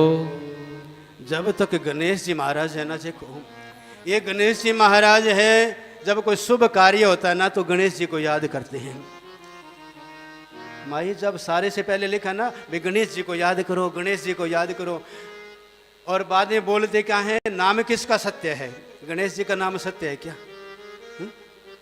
गणेश जी का कहते हैं गणेश जी का नाम सत्य नहीं तो क्या, कि राम नाम सत्य है। हम सत्य तो नाम है जो राम का नाम है, पर राम का नाम सत्य कहाँ है? अब अर्थी को कंधा लगावें और वहां कहें कि श्री गणेश जी महाराज श्री गणेशाय नमः, तो शोभा नहीं देता। अब भागवत जी की कथा में लिखा है कि राम नाम सत्य है और गणेश जी की सबसे पहले पूजा करें, तो वहां पर नहीं कहते हैं कि राम नाम सत्य है, वहां पर कहते हैं ओम श्री गणेशाय नमः। शुभ कार्य के अंदर मेरे गणेश जी आगे हैं, और जब मरणासन इंसान हो ना तो वहाँ गणेश जी को नहीं, वहाँ पर कहते हैं मेरा राम आवे मेरा श्याम आवे, मेरा राम आवे मेरा श्याम आवे, राम नाम सत्य है। अब नाम तो सत्य राम का है, पर पहली पूजा गणेश जी की है शुभ कार्य की। तो गणेश जी कहते हैं भैया हम तो अशुभ में पीछे हटती हैं और शुभ कार्य है तो हम आगे चलते हैं। और सब लोग है ना गणेश जी से जलते हैं, ज्यादातर जितने देवता ना ये गणेश जी से जलन करते हैं कि सारे से पहले हम बड़े हैं हम बड़े हैं, पर ये सूंड सुंडाला है ना इसकी पूजा पहले होती है। हाथी जो है ना, गणेश जी कहते हैं मैं तो हाथी की तरह हूं। अब लोग हैं प्रशंसा देख करके, अच्छाई देख करके लोग जलन करते हैं। अगर जलन करने वाले को हम देखेंगे तो वो हिम्मत हमारे नहीं है, क्योंकि हमें तो इतनी हिम्मत नहीं कि पीछे मुड़ के देखें, हम तो आगे देखने वाले हैं, इसलिए आंखें छोटी छोटी है उनकी। हाथी जब चलता है ना तो कितने कुत्ते भौंकते हैं पीछे। किसी ने पूछ लिया हाथी से कि महाराज इतने जो कुत्ते आपके पीछे भौंक रहे हैं ये क्यों भौंक रहे हैं, आपको देखकर? कि नहीं मेरे को देखकर नहीं, कि तो ये आगे हाथ जोड़कर खड़े हैं ना, जय गणेश देवा जय गणेश देवा ये कर रही है ना, इनको देखकर पीछे भौंक रहे हैं। झूठी बात है मदा, सत्य है ये। जब चढ़ाई करता है ना कोई बच्चा बेटा, तब लोग उसकी प्रशंसा को देख करके जलन करते हैं। तो गणेश जी कहते हैं पीछे मत मुड़ के देखो, आगे देखो। आगे जो देखोगे ना तो रास्ता तय कर जाओगे। अगर लोगों की सुनोगे पीछे देख करके, मेरी जैसी छोटी छोटी आंखें बनाओ, बड़ी आंखें मत रखो, आगे देखो। तो गणेश जी को याद किया है, गणेश जी आकर के बैठे। बैठने के बाद में कहा महाराज ये भागवत जी की कथा लिखने जा रहा हूँ, आप मेरा सहयोग दें। तो गणेश जी ने कहा महाराज सो तो देंगे, पर इसके अंदर मेरी शर्त है, या तो आप मंत्र बोलोगे मैं कलम उठा करके लिखूंगा, और या फिर मैं मंत्र बोलूं आप लिखोगे। आपके मंत्र रुक गए, मेरी कलम रुक गई तो भागवत नहीं लिखूंगा, और आपकी कलम रुक गई तो मैं मंत्र नहीं बोलूंगा, कौन सा मंजूर है? तो व्यास जी ने कहा आप भागवत लिखोगे मैं बोलूंगा, पर मेरी एक शर्त और वचन है मेरा कि आप जब भागवत लिखोगे ना तो कोई ऐसी त्रुटि न रह जाए, कोई कमी न रह जावे जो कलियों के अंदर जाकर लोग उसके ऊपर उंगली उठावे। अब बताओ जी, जिस कथा को गणेश जी ने लिखा उसके अंदर कमी थोड़ी रहती है। कमी में तो हम और आप लोगों में रहती है जी, आप और हम लोगों में रहती है। क्यों कि अगर ज़्यादा कहीं लोग ऐसे होते हैं कि शहर की बात है, पंजाब की बात, हम पहली दफ़ा जब कथा करने गए ना तो पहले से ही पंडाल वाले जो मेंबर थे ना उन्होंने कह दिया था, ये भी साथ में थे कि पंडित जी आप कथा सुनाते हो कैसी सुनाते हो? मैंने कहा भगवान जी की कथा सुनाते हैं, संतों से पूछ लो। कि नहीं, संतों की बात छोड़ो, आप कैसी सुनाते हो? मैंने कहा कथा सुनाते हैं कि देखो कथा ऐसी सुनानी है कि ये लोग रीझ जावे। रीझने का मतलब इनको चुटकुला सुनाना है, नाचने गाने वाले भजन सुनाने हैं, तड़क धड़क दिखाना है, भागवत चाहे कम सुना देना। तो मैंने कहा महाराज अगर ये सुनावेंगे तो हमारा कनेक्शन वहाँ से कट जाएगा, जो हमारे जिनके हाथ में पतंग वाली डोर है ना, परमात्मानंद जी, वहाँ से टूट जाएगी। उन्होंने तो कहा है कि भागवत सुनाना, और मैं अगर आप लोगों को अगर प्रसन्न करने में लग गया तो गुरुजी क्या कहेंगे? देखो भैया चुटकुले नहीं आते हमें, चुटकुले नहीं आते, पति पत्नी की बातें ज़्यादा यहाँ बैठ करके सुनाते हैं ना लोग, भागवत जी के ऊपर बैठ करके उसकी सासू ऐसी थी, उसकी बहू ऐसी थी, ये बातें सुनाकर 3 घंटा चले जाते हैं कहकर, हैं, और हम लोग हंस करके निकल जाते हैं। तो भैया वो बातें तो अब सब जानते हैं, माई कौन नहीं जानता? आप जानते, जितने बैठे हैं ना सब जानते हैं, और इन बातों को सुनाने से मिलेगा क्या? इसलिए मेरे बाबा ने कुछ भी हो तो हमने वहाँ पर कथा को मिक्स करके सुनाया। तो तीसरी बार जो कथा तलवंडी साबो के अंदर हुई थी, तीसरी बार, एक बार कोई कथा कर जाए तो दूसरी बार कोई बुलाता नहीं उसे कि कोई नया चेहरा बुला करके लाओ। अब वो चेहरा भी खत्म हो गया, अब की बार तो कोई लेडीज कलाकार होना चाहिए, लेडीज को बुलाओ जो कथा सुनावे, तो ज़्यादा भीड़ लगेगी, पैसा थोड़ा ज़्यादा आ जाएगा। पर मेरे बाबा कहते हैं भैया दुनिया कुछ कहे पर अपनी लाइन को मत छोड़ना, हाथी चलता है ना उसको देख करके आपको चलना है। गोविंद भगवान की। तब वहाँ पर वक्रतुंड महाकाय सूर्य कोटि समप्रभ निर्विघ्नम कुरु मे देवा सर्व कार्यार्थो सिद्ध है। आप तो संपूर्ण कार्य को सिद्ध करने वाले गणेश जी, उन्होंने कलम को उठाया है और प्रारंभ कर दिया है। सच्चिदानंद रूपाय विश्वोत्पत्त्यादि हेतवे तापत्र विनाशाय श्री कृष्णाय वयम नुमः। बड़ी सुंदर कथा लिखने लगे। अब लिखने लगे ना तो एक नियम था कि गणेश जी को चम्मच पानी भी नहीं पीने दिया। नियम है न मैं पीऊँ और न आप पियोगे, एकांत में बैठ करके। अब अगर पानी नहीं पिएंगे तो कितनी की देर काम चलेगा। अब उनका शरीर है ना एकदम सख्त होने लगा। तब सख्त होने लगा ना, टाइट होने लगा, तो चिकनी मिट्टी जो होती है, चिकनी मिट्टी बना करके और गणेश जी महाराज के पूरे शरीर के ऊपर लेप लगा दिया। पूरे शरीर के लेप लगाया और लेप लगाने के चतुर्दशी के दिन, अनंत चतुर्दशी के दिन भागवत को जब विराम होने लगा तो गणेश जी महाराज का शरीर यूं अकड़ गया था एकदम। भागवत लिख रही थी, हाथ एकदम रुकने जा रहे थे, विराम होने जा रहा था भागवत जी का, तो गणेश जी का हाथ रुक गया है, सख्त हो गया शरीर। तब मेरे व्यास जी महाराज ने गणेश जी महाराज के शरीर को उठाया है और उस विसर्जन कैसे किया है कि गंगा जी में या सागर के अंदर ले जाकर के उनको स्थापित कर दिया है उसके अंदर, जिसका नाम दिया है विसर्जन करना। गोविंद भगवान की जय हो। अब उन्होंने कैसे किया था, उनको हाथों में उठाया है और प्रार्थना करी है, और प्रार्थना करके, और महाराज आपने हमारा कार्य सिद्ध किया है, आपका शरीर इतना कठोर हो गया था इसलिए मैंने आपके शरीर के ऊपर ये लेप लगाया है, और उन्होंने ले जा करके उसमें स्थापित कर, जल के अंदर स्थापित कर दिया, जिसका नाम गणेश उत्सव भी रखते हैं आप। पर इस उत्सव के अंदर तो है ना, अब तो देखो पहले तो थोड़ा ठीक था हिसाब, अब तो लाखों रुपए उस उत्सव के अंदर लगाते हैं, नाच गान करके चले जाते हैं। और जिस दिन आप वहाँ पर विसर्जन करने जाओगे ना 5-10 लोग ही होंगे, तब उनको उठाने वाला भी आपको नहीं मिलेगा। और हमारे गणेश जी महाराज लोग ठोकरों में रुलाते हैं उनको। अब बताओ क्या शोभा देगा? क्या बनाना है तो आप मिट्टी के छोटे से गणेश जी बना लीजिए, बना करके सुंदर भाव से, और उन गणेश जी को व्यास जी ने विसर्जन किया है ना वैसे करिए, दिखावा मत कीजिएगा। क्योंकि हमारे सनातन धर्म के ऊपर न जाने कितने लोग हैं ना, उंगली उठाने वाले बहुत है पर काटने वाले हमारे अंदर कोई नहीं है। उंगली उठाने वाले बहुत हैं पर उस उंगली को काटने वाले कोई माई का लाल हुआ नहीं है। क्या करे बताओ, उसका सहयोग हम देते हैं। अब ये दिखावा अगर करेंगे ना तो सनातन धर्म कैसे उठेगा? आप गणेश जी बनाइए, पूरे भाव से उनकी पूजा करिए, पूरी प्रार्थना करिए, हे रिद्धि सिद्धि के दाता, जो भजन गाइए। और गाने के जब विसर्जन हुए ना तो उस दिन ले जा करके आप भाव सहित जल प्रवाह उसको कीजिए, जो पानी के अंदर जो है ना सम्मानित हो जावे, पैरों के अंदर ठोकर न लगे उनको। ये नियम है। इसलिए गणेश उत्सव जो 10 दिन का रखा जाता है जी। अब गणेश जी महाराज की कृपा से उन्होंने भागवत लिख दी, और भागवत जी को लिखने के बाद में उन्होंने क्या किया कि भागवत तो हमने लिख दी, अब लिखने के बाद में हम किसको सुनावें, किसको ये दें जो संसार के अंदर इसका प्रचलन हो। काख में दबा रखी है, घूमते जा रहे हैं। अब मन में फिर भी संतोष नहीं हुआ तो क्या है कि ये हमारी जगत की माँ जगदम्बा जो माता पार्वती है, जगत की माँ जगदम्बा पार्वती, संग सती जगे जननी भवानी, पूजे ऋषि अखिलेश्वर जानी। रामायण की कथा को पढ़ोगे ना तो सबसे पहले कथा आती है शिव और पार्वती के विवाह की कथा। और भागवत जी की पढ़ोगे तो जब तक शिव और पार्वती का मिलन नहीं होता तब तक भागवत जी का उत्थान नहीं होता, प्रकाश नहीं होता।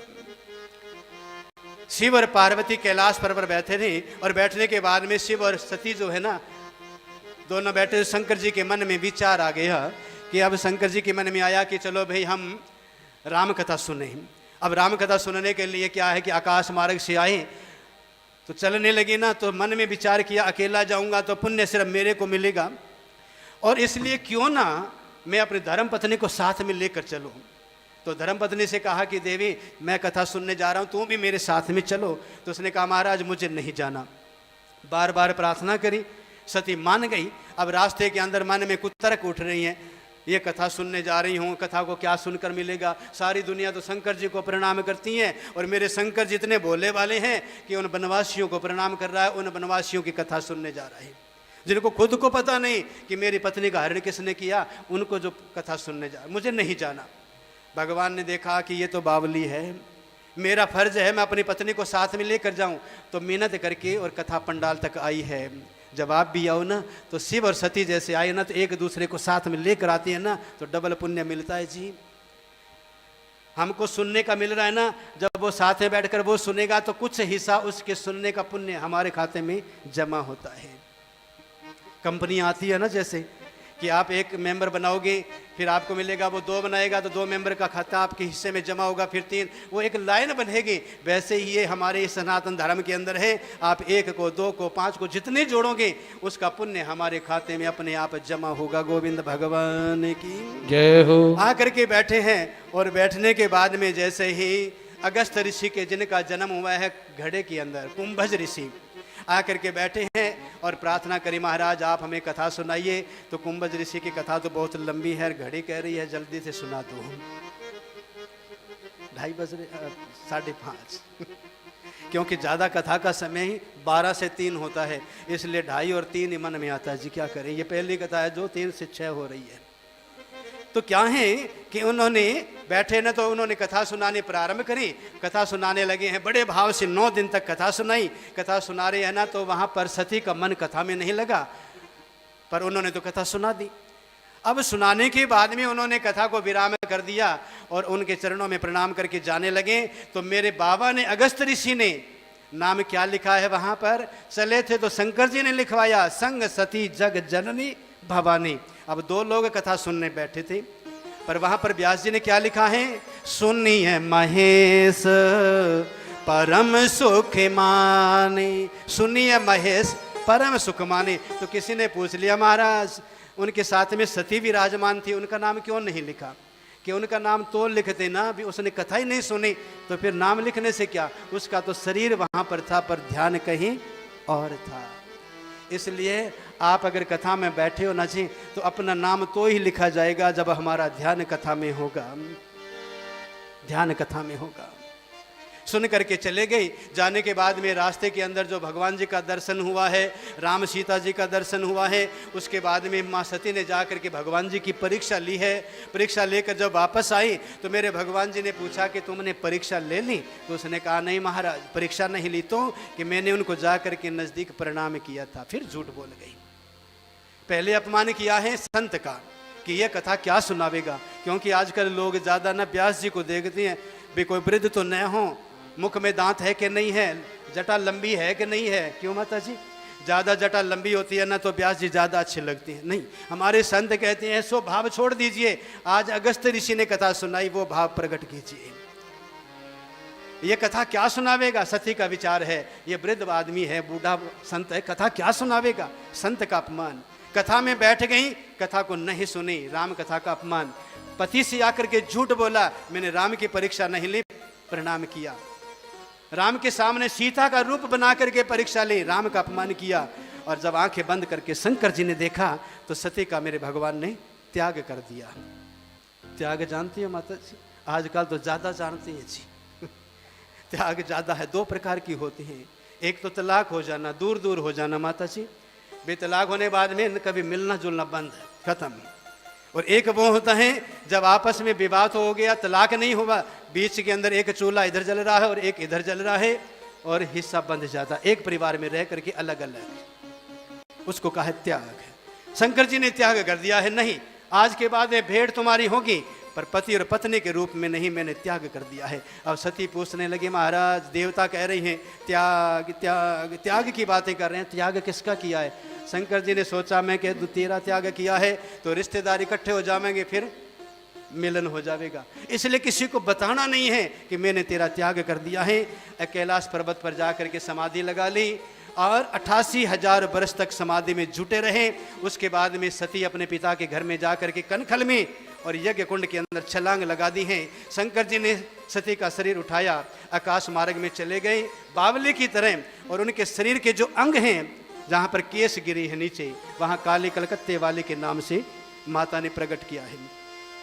नैनों वाली देवी, आंखें जहाँ पर गिरी है, अलग अलग नाम जो है ना 108 शक्तिपीठ है, वो माँ सती के रूप के बने हैं, जिससे नव दुर्गा का नाम भी हमारे इस भूलोक के ऊपर दिया है। जितने भी रूप है माँ सती के हैं।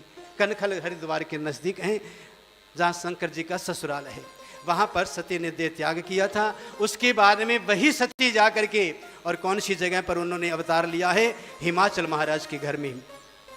हिमाचल महाराज के घर में जाकर के और उन्होंने जन्म लिया है। और जन्म लेने के बाद में, अब जब जन्म लिया है ना, तो जन्म लेने के बाद में सबसे पहले और शिव जी से प्रार्थना करी, बड़ा सुंदर उन्होंने शिवलिंग बनाया है। शिवलिंग बना करके उसकी पूजा आराधना करी है। आराधना करके शंकर जी के साथ में विवाह हुआ है। और विवाह होने के बाद में कैलाश पर्वत पर जाकर के बैठ जाती हैं। और एक दिन जो है ना भगवान नारायण ने लीला रची है। जब कोई लीला करवानी होती है ना, तो नारद जी के कान भर देते हैं भगवान।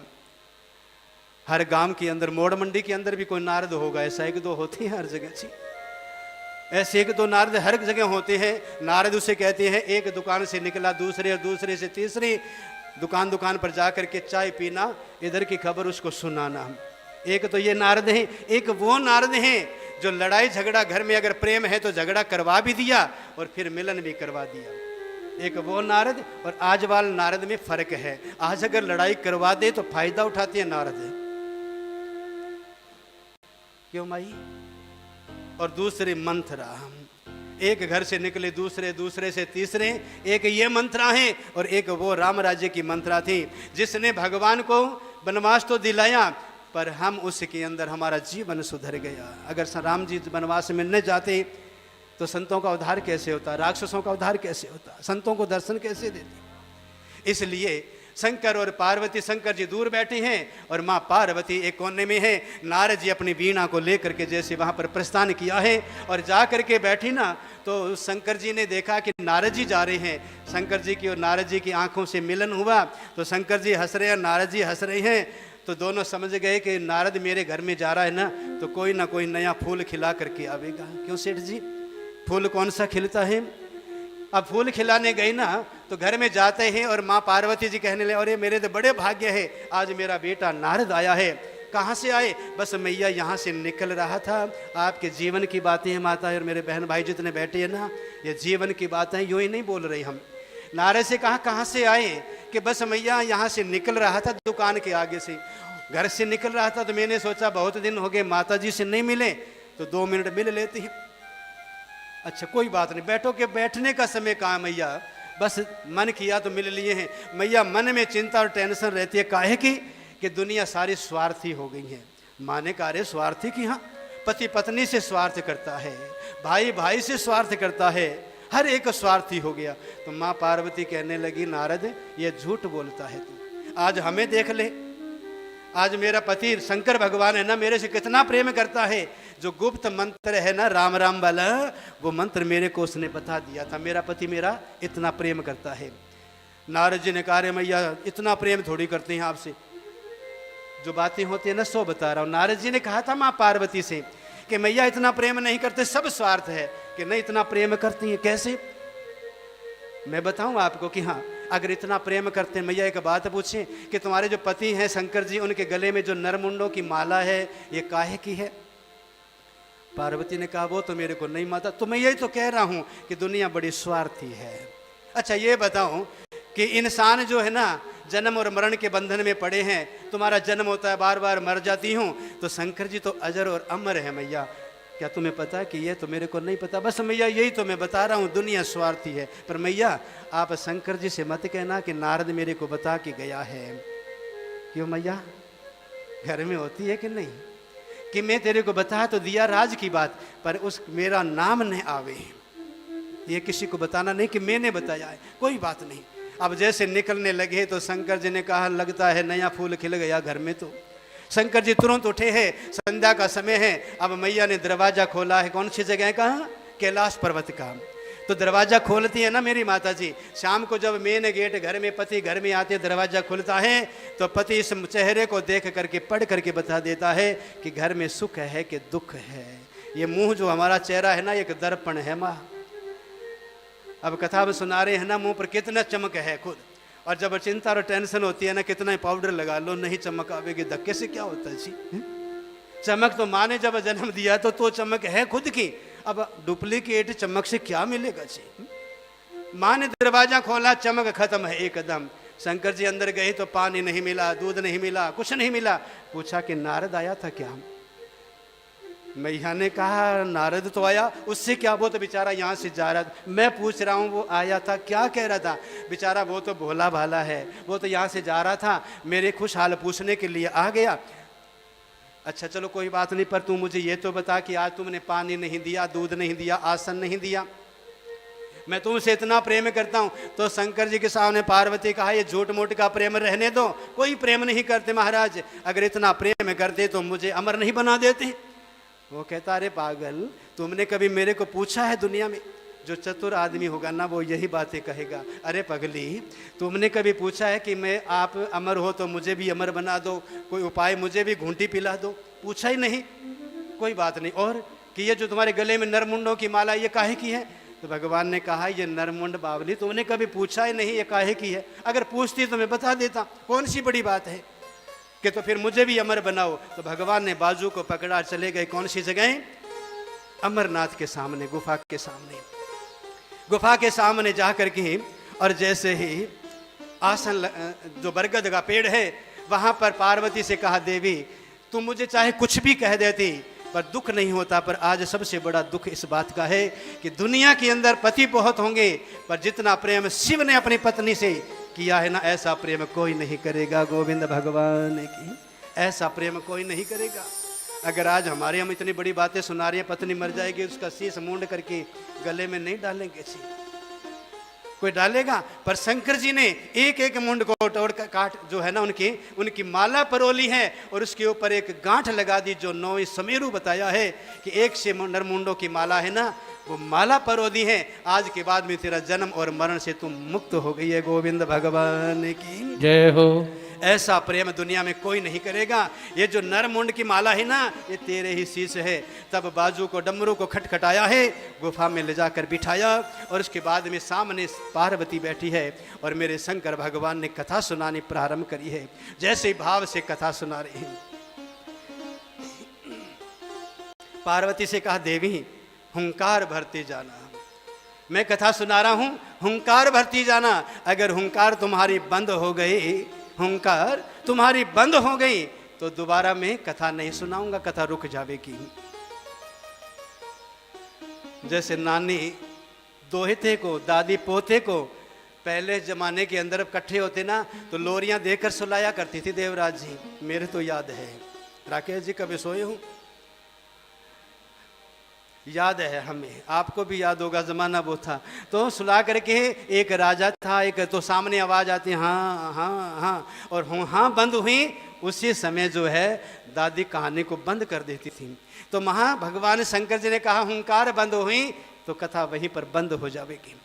पार्वती सामने हुंकार भर रही है और जैसे 10वें स्कंद का पाठ भगवान ने प्रारंभ किया है उस समय माँ की समाधि लग गई। अब लोग कहते हैं माँ को तो नींद आ गई। आजकल के लोग कहते हैं माँ को नींद आ गई, अगर हमें कथा में नींद आवे तो पार्वती जी को नींद आ सकती है, तो हमारी तो औकात क्या है।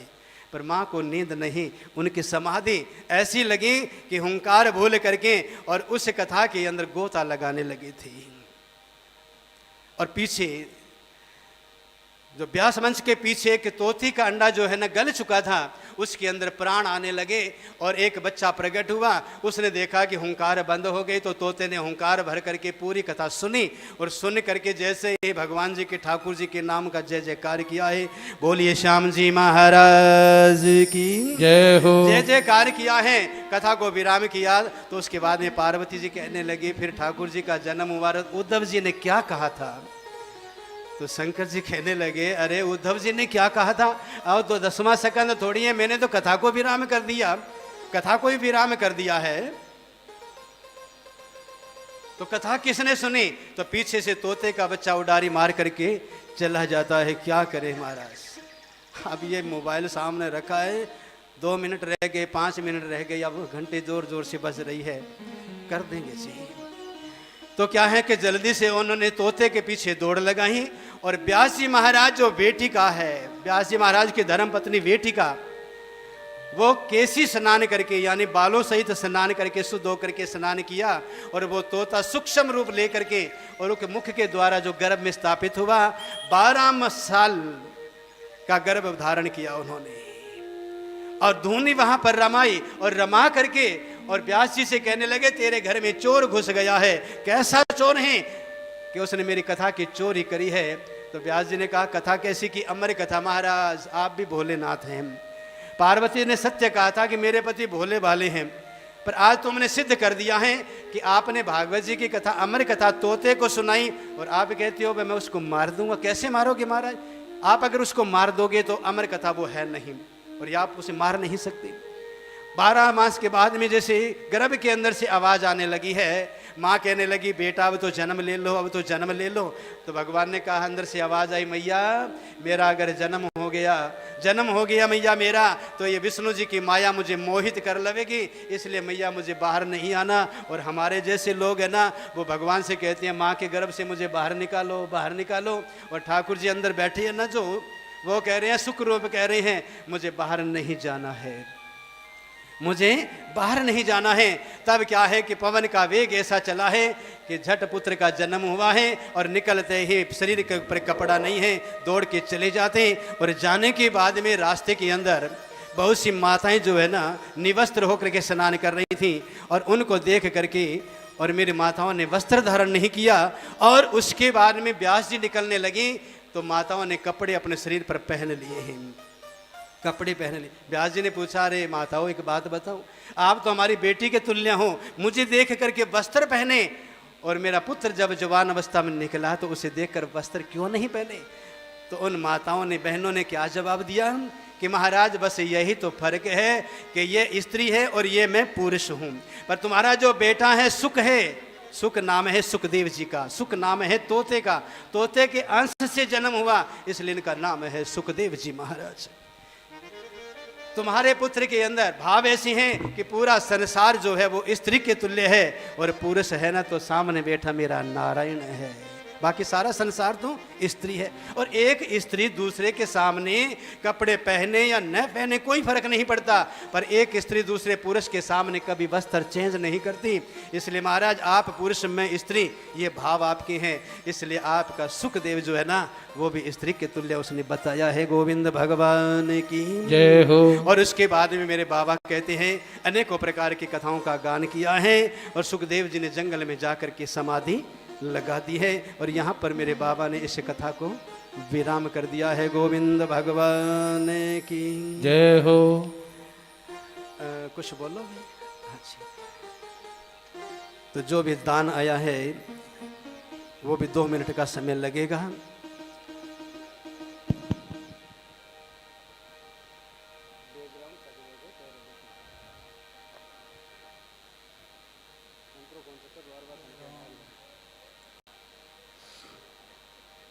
बोले कृष्ण भगवान जी महाराज की जय, गौ माता की। ਤੁਹਾਨੂੰ ਸਾਰਿਆਂ ਨੂੰ ਪਤਾ ਹੀ ਹੈ ਕਿ ਭਾਈ ਭਾਗਵਤ ਖੋਲੀ ਹੋਈ ਹੈ ਇੱਥੇ ਗਊਸ਼ਾਲਾ ਨਿਮਰਤੀ ਖੁੱਲੀ ਆ। ਬਾਕੀ ਮੈਨੂੰ ਤਾਂ ਭਾਈ ਮੰਗਣ ਦਾ ਸੁਭਾਅ ਪੈ ਗਿਆ ਗਊਆਂ ਵਾਸਤੇ। ਘਰ ਘਰ ਜਾਊਂਗਾ, ਸਾਰਿਆਂ ਨੂੰ ਜਿਹੜੇ ਮਿਲਣ ਵਾਲੇ ਆ ਸਾਰਿਆਂ ਨੂੰ ਕਹੂੰਗਾ ਤੇ ਸਾਰੇ ਗਊਆਂ ਵਾਸਤੇ ਭਾਈ ਦਾਨ ਕਰੋ, ਠੀਕ ਹੈ। ਕੱਲ ਵਿੱਕੀ ਜੀ ਸਾਡੇ ਬੁਲਾਰਾ ਅੱਜ ਹੈ ਨਹੀਂ ਗਏ, ਉਹਨਾਂ ਦੀ ਘਾਟ ਮਹਿਸੂਸ ਨਹੀਂ ਹੁੰਦੀ ਮੈਨੂੰ ਬੋਲਣਾ ਘੱਟ ਆਉਂਦਾ, ਜਿੰਨਾ ਹੀ ਬੋਲਿਆ ਗਿਆ ਮੈਂ ਤੁਹਾਨੂੰ ਦੱਸ ਦੂੰਗਾ। ਵਿੱਕੀ ਜੀ ਥੋੜਾ ਜ਼ਿਆਦਾ ਵਿਸਤਾਰ ਨਾਲ ਸਮਝਾਉਂਦੇ ਆ, ਠੀਕ ਹੈ ਜੀ। ਗਊਆਂ ਵਾਸਤੇ ਪਾਣੀ ਦੀ ਦਿੱਕਤ ਹੈਗੀ ਹੈ ਗਊਸ਼ਾਲਾ ਦੇ ਵਿੱਚ। ਜੋ ਆਪਣੇ ਸੀਵਰੇਜ ਦਾ ਆਪਾਂ ਨਹਾਉਣੇ ਆ ਸਾਰਾ ਪਾਣੀ ਉੱਥੇ ਜਾਂਦਾ ਹੈ, ਥੱਲਿਓਂ ਪਾਣੀ ਸਾਰਾ ਉਹ ਖਰਾਬ ਹੋ ਗਿਆ। 400 TDS ਹੋ ਗਿਆ ਜੀ ਉਹ ਪਾਣੀ ਦਾ। ਹੁਣ ਨਹਿਰੀ ਪਾਣੀ ਉੱਥੇ ਸਟੋਰ ਕਰਕੇ ਗਊ ਮਾਤਾ ਨੂੰ ਪਾਣੀ ਪਿਆਇਆ ਜਾਊਗਾ, ਉਸ ਤੋਂ ਬਾਅਦ ਟੈਂਕੀਆਂ 'ਚ ਪਾਣੀ ਪਾ ਕੇ ਖੇਲਾਂ 'ਚ ਆਇਆ ਕਰੂਗਾ। ਉਹਦੇ ਕੱਲ ਵਿੱਕੀ ਜੀ ਨੇ ਦੱਸਿਆ ਜੀ 6 ਲੱਖ ਰੁਪਏ ਦਾ ਖਰਚ ਹੈਗਾ। तो सो भागवत करवाई जा रही है। संत परमात्मानंद जी की प्रेरणा सदका उन्होंने ये सेवादारों को कहा भी भगतो ऐ करो फिर अपना यह काम चलूगा। सो सारिया भैनों भरावां नूं बेनती हथ जोड़ के भी गौशाला नूं भाई दान वध तो वध करो। जिन्हें कोई दान लिखाना हैगा वो साडे शिवम जी नूं लिखा दिओ। पूजा लिखाउणी है किसी ने 21 रुपया पूजा का भाई वो शिवम पंडित जी नूं लिखा सकते हो। ਜਾਂ ਸਾਡੇ 4-5 ਗਊ ਸੇਵਕ ਹੈਗੇ ਆ, ਜਿਵੇਂ ਰਕੇਸ਼ ਬਾਬਾ ਬੈਠਾ ਸਾਹਮਣੇ, ਵਿੱਕੀ ਹੈਗਾ ਜੀ, ਸ਼ੀਲੀ ਹੈਗਾ, ਤਾਂ ਮੈਂ ਹੈਗਾ, ਜਿਹਨੂੰ ਮਰਜ਼ੀ ਤੁਸੀਂ ਲਿਖਾ ਸਕਦੇ ਹੋ।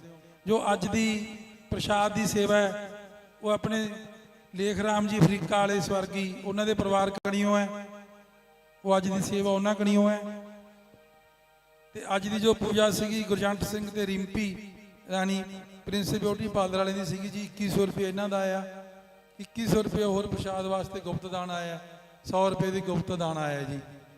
सो ने इस तो बाद भैनों को कोई बाहला टाइम नहीं लवाते, पहले ही पंडिया को कहा सी 5:50 ते समाप्ति कर दिया करो ताकि 6 बजे तक भैनों को प्रसाद दे के फ्री कराया जाऊगा। उस तो बाद आरती होगी, वो प्रसाद भाई सारे बैठे बिठाए मिलूगा। अज 2-3 भैन बैठिया ना तो नहीं जानते, इन्होंने कल कहा सी भाई बैठ के प्रसाद दिया करो, तो अज उन्होंने अमल कराया, प्रसाद बैठ के वंडिया जाऊगा। 200 रुपया हो रहा है भैन का गुप्त दान। चलो ठीक है जी।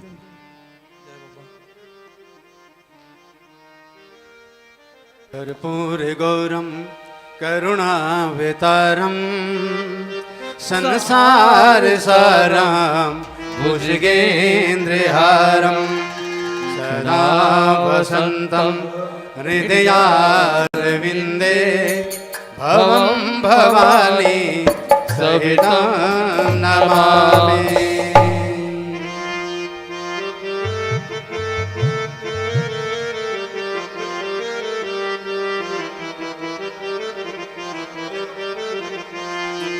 श्री भागवत भगवान की है आरती, पापियों को पाप से है तारती। ओ श्री भागवत भगवान की है आरती, पापियों को पाप से है तारती।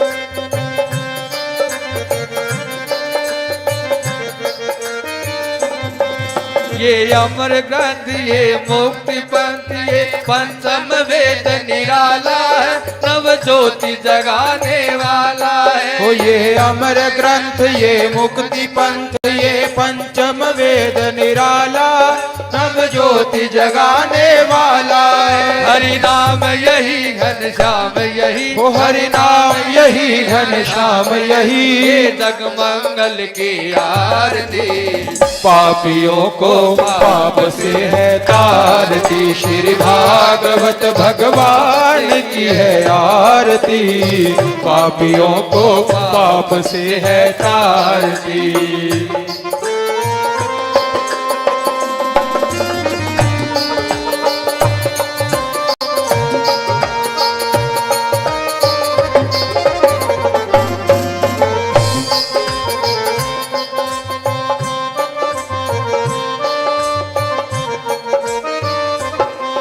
ये शांति गीत पावन पुनीत पापों को मिटाने वाला है, हरि दर्श कराने वाला है। ओ ये शांति गीत पावन पुनीत पापों को मिटाने वाला है, हरि दर्श दिखाने वाला है। ये सुख करनी ये दुख हरणी, ओ ये सुख करनी ये दुख हरणी, श्री मधुसूदन की आरती पापियों को पाप से है तारती। श्री भागवत भगवान की है आरती, पापियों को पाप से है तारती।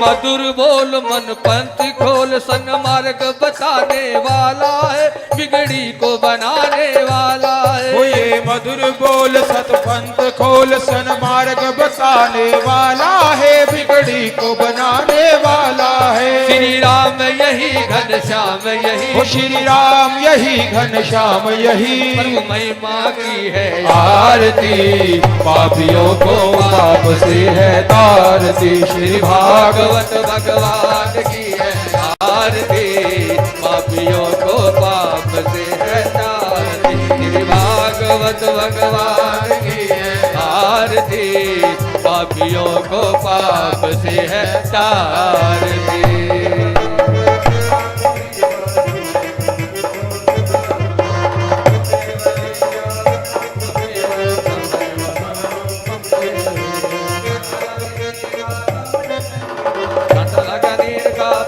शरीर का नंदन का झंडा लागे नंदन का, रावण नंदन का। बोलिए गोविंद भगवान की जय हो। श्रीमद् भागवत महापुराण की जय हो। श्री सुखदेव जी महाराज की जय हो। पाटू नरेश की जय हो। अपनी अपनी गुरुदेव भगवान की जय हो। ओम नमः पार्वती पतये पतये हर हर महादेव शंभो। सभी आरती लें और भगवान का प्रसाद।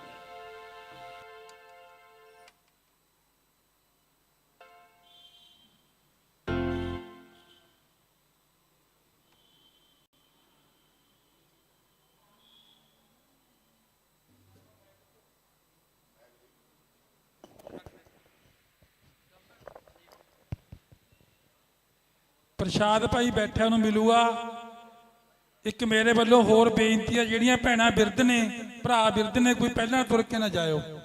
ਹੌਲੀ ਹੌਲੀ ਜਦੋਂ ਸਾਰਾ ਪੰਡਾਲ ਖਾਲੀ ਹੋ ਗਿਆ ਉਦੋਂ ਬਾਅਦ ਹੀ ਜਾਣੋ, ਕਿਉਂਕਿ ਇਹਦੇ ਗੋਡੇ ਦੁਖਦੇ ਆ, ਕਿਸੇ ਦਾ ਚੂਲਾ ਬਦਲਿਆ, ਕਿਸੇ ਦਾ ਕਿਵੇਂ ਆ। ਉਹ ਭੈਣ ਝਾਕਦੀ ਹੈ ਮੇਰੇ ਕਣੀ, ਮੈਨੂੰ ਹੀ ਬਾਬਾ ਕਹੀ ਜਾਂਦਾ।